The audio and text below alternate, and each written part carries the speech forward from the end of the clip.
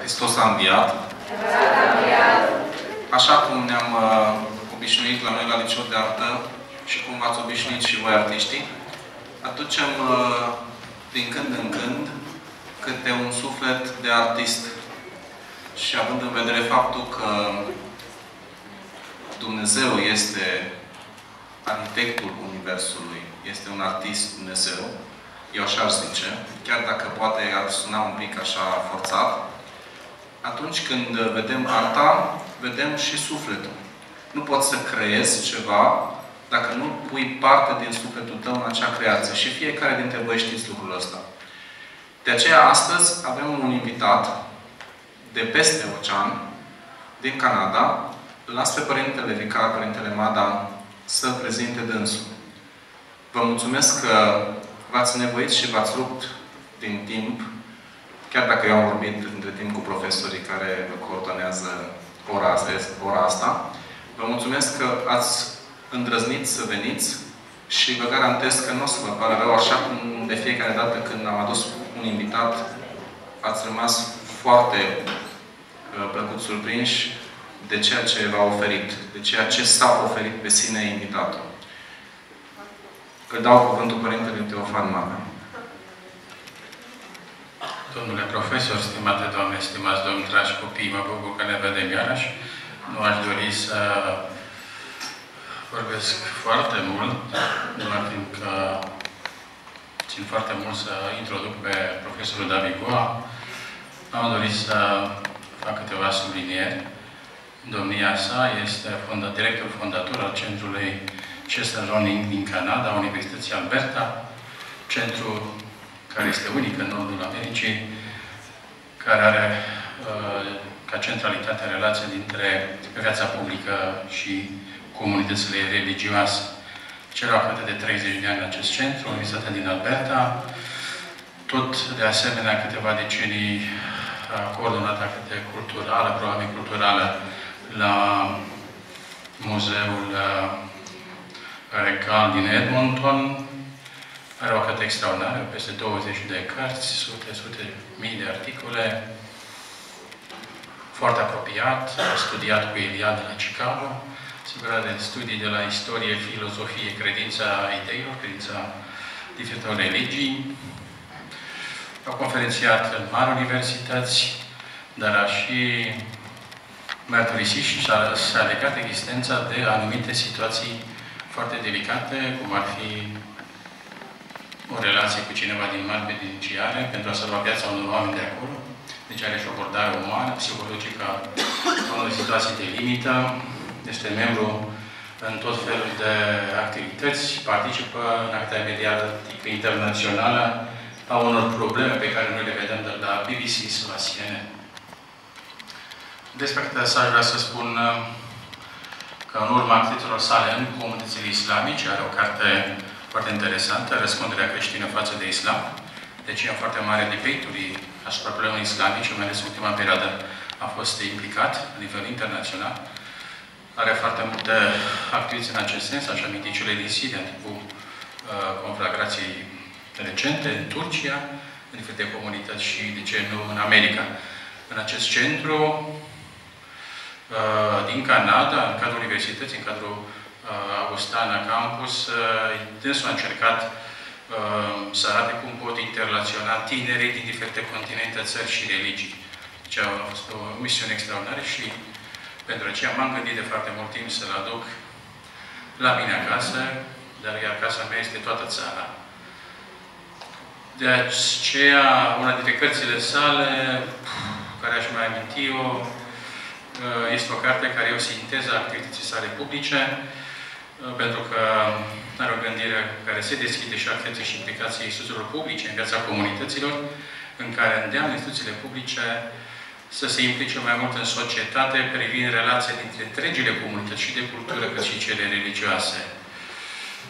Cartea sa, Mantra, a meditat Divinul India și în America, este o carte care a fost un fel de corolar de îndreptare pentru viața studențească nord-americană. Are foarte multe premii. Pentru anul Dominii a luat premiul premierului Canadei. Are expoziții continue pe 30 de ani, desigur, în variantă și online.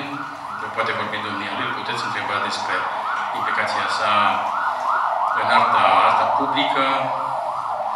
Are de asemenea o medalie rozul de diamant, sau cum este diamantul de aur, din partea reginei a doua a Regatului Unit a Marii Britanii. Are câteva nominalizări, premii pentru filmul Iisus în era televiziunii. Sunt suficiente idei ca să abordați orice gen de probleme cu un distins oaspete. Profesor Teofan, bine ați venit la Liceul de Artă Sabin Dragoi. Vom avea un moment introductiv, muzical, care se dedică inimii dumneavoastră. Sunteți om cu mare inimă. Oricum, dânsul provine într-o familie de norvegieni, căsătorită cu o germancă, stă în Canada, iar inima lui este tot universul.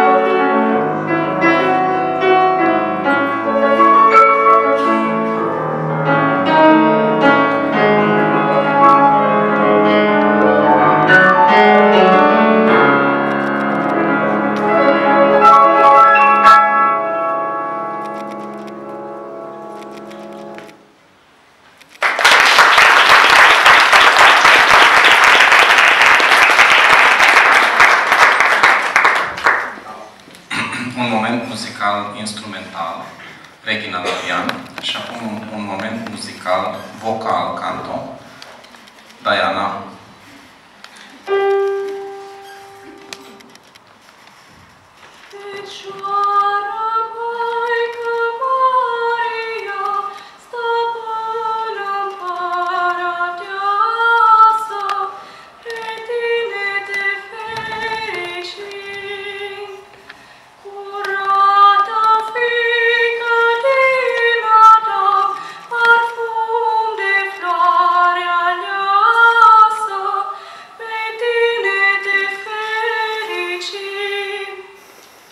I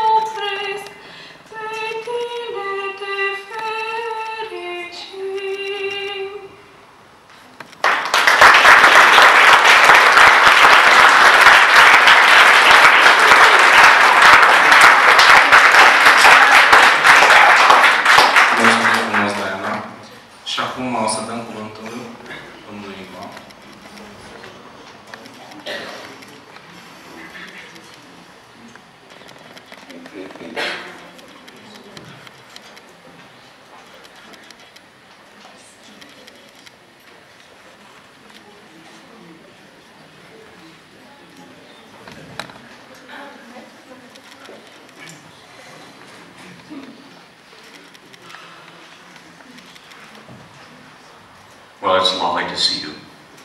Mă bucur să vă văd. I've been in Romania on 2 other occasions. Am mai fost în România cu alte ocazii. But I think this is the first time I've been in the presence of those for whom the future is open.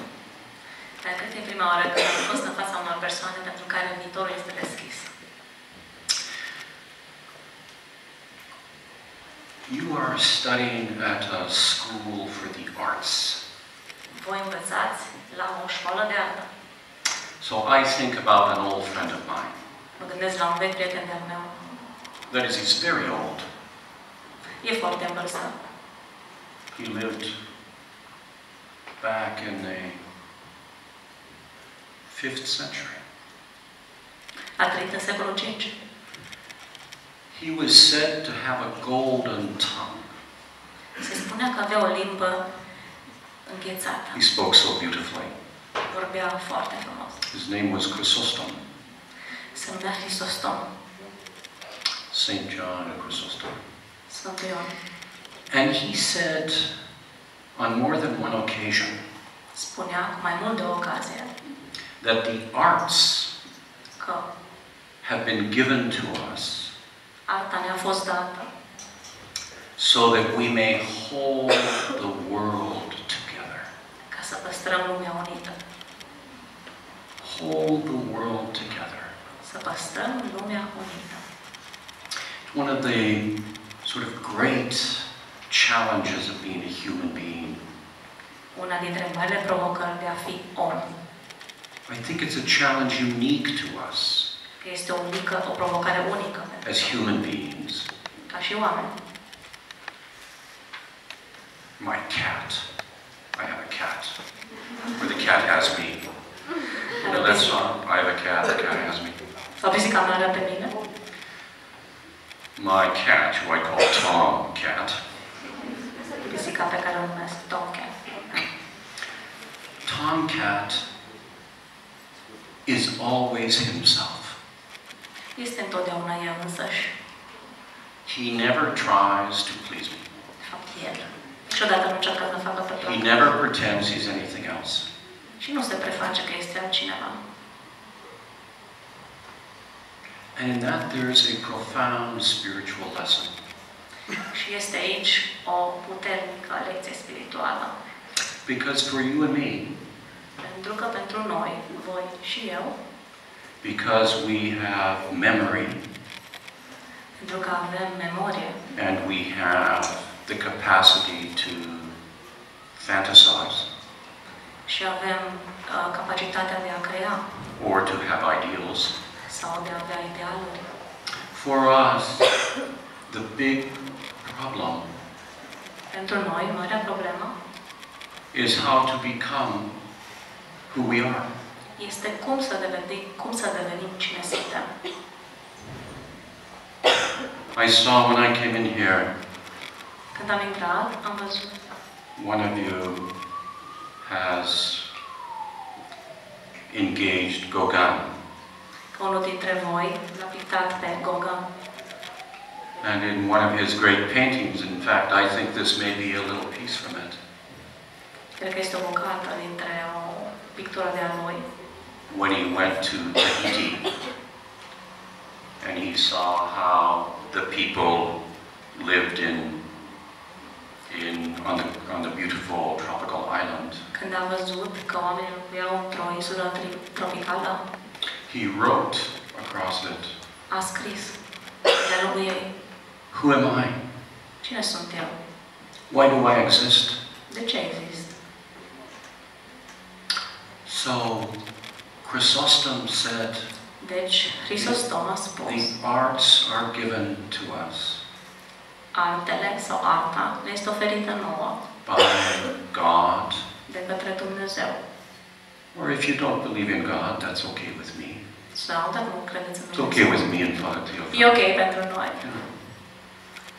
It is a way of saying the arts are given to us out of the deepest mystery of life. Este un fel de a spune că arta ne este dată pentru a descoperi cele mai adânci mistere ale vieții, So that we might hold the world together. ca să păstrăm lumea împreună. And how do you hold the world together? Și cum o păstrăm împreună, unită? You have to be present to the world. Trebuie să fii prezent în fața lumii. You have to be who you are. Trebuie să fii tu însuți. Not pretend to be something else, Să nu te prefaci că ești altceva. but to be who you are. Because who you are Tu însuți, dacă ești tu însuți, is the greatest blessing the world has.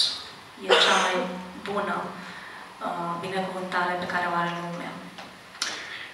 I had the first pleasure of, I think, meeting Romania, Prima mea plăcere de a întâlni România a and fost Romanian people, și românii, when I studied with one of your great intellectuals, Mircea Eliade. când am studiat cu unii dintre cei mai mari intelectuali ai voștri, Liceul de Artă. And I will finish my remarks with this. Și o să termin prin a spune: The great Professor Eliade, marele profesor, he had a very keen sense a avut un simț foarte ascuțit, foarte puternic. that religion, Și spunea că religia, this curious and sometimes naughty word, acest cuvânt curios și adesea care ne defurcă, that religion is essentially about the meaning of life.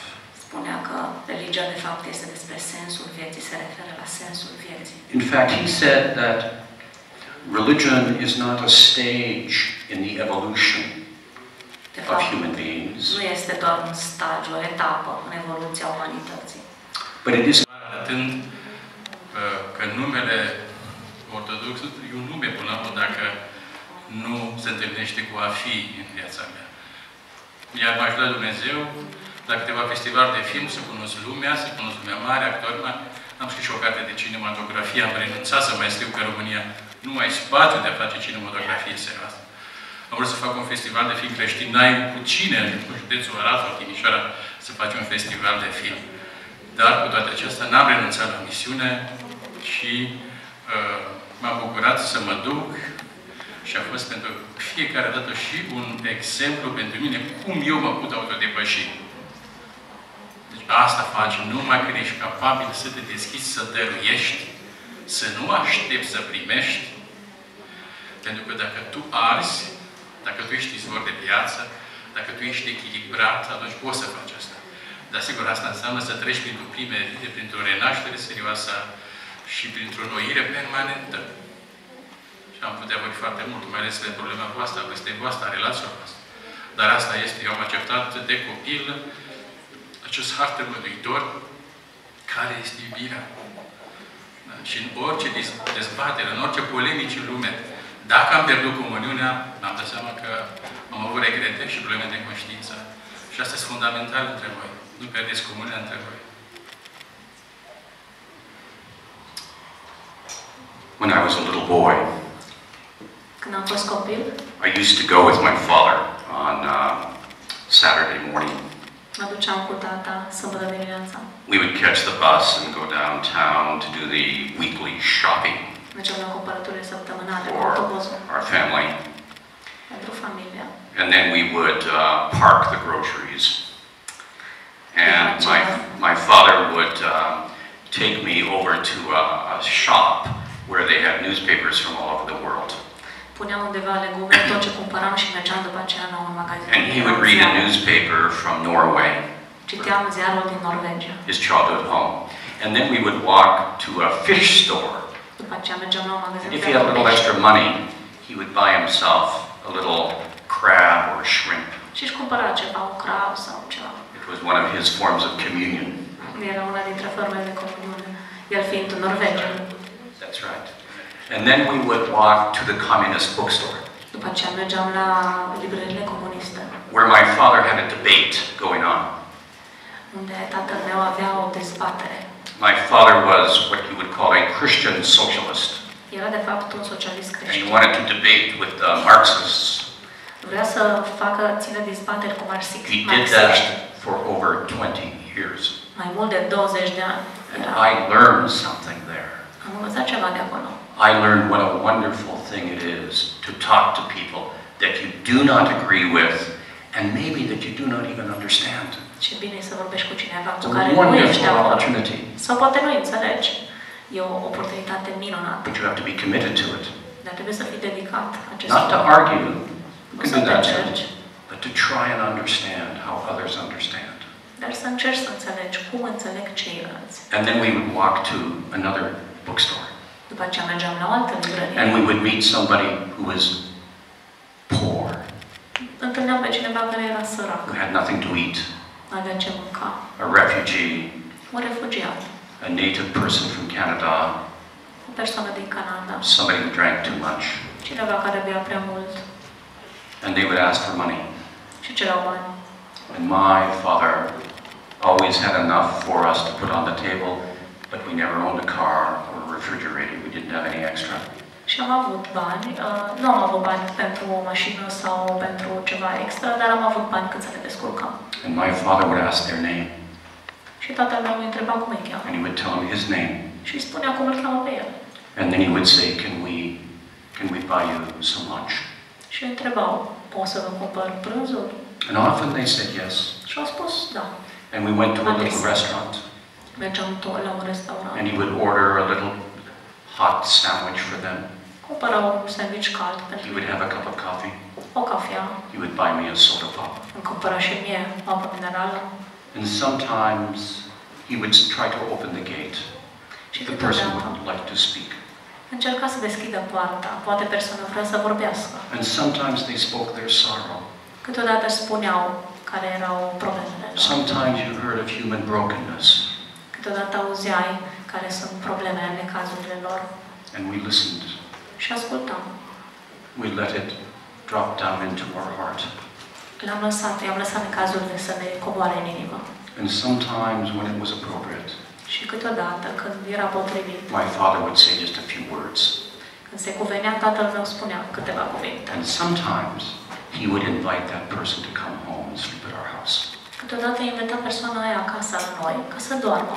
And when we were on the bus afterwards, Și după aceea, când mergeam cu autobuzul acasă, my father would take that personal story tatăl meu lua povestirea aceea personală and bring it into the conversation with the grand stories we have in Scripture, in the Bible, stories of Jesus, stories of și o aducea în conversația în legătură cu marile povestiri pe care le avem cu Hristos.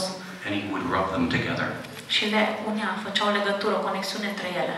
And always, when he rubbed them together, Și tot timpul când făcea legătura asta între ele, even great human sorrow chiar și cele mai mari tristeți umane began to bear light, au început să prindă viață.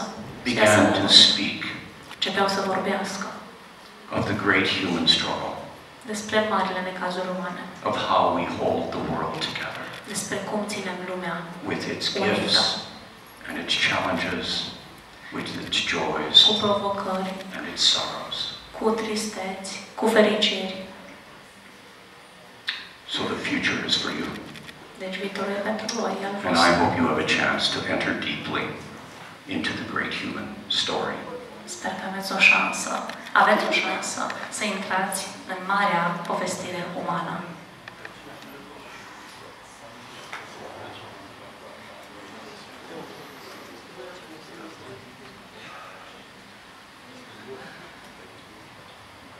Deci cei care doriți să mai auziți invitatul nostru de astăzi, duminică seara, la cinematograful Arta, ora 19, va ține o conferință acolo, între 2 ore și ceva. Sunteți așteptați din partea dânsului la un dialog, la întrebări, la asculta.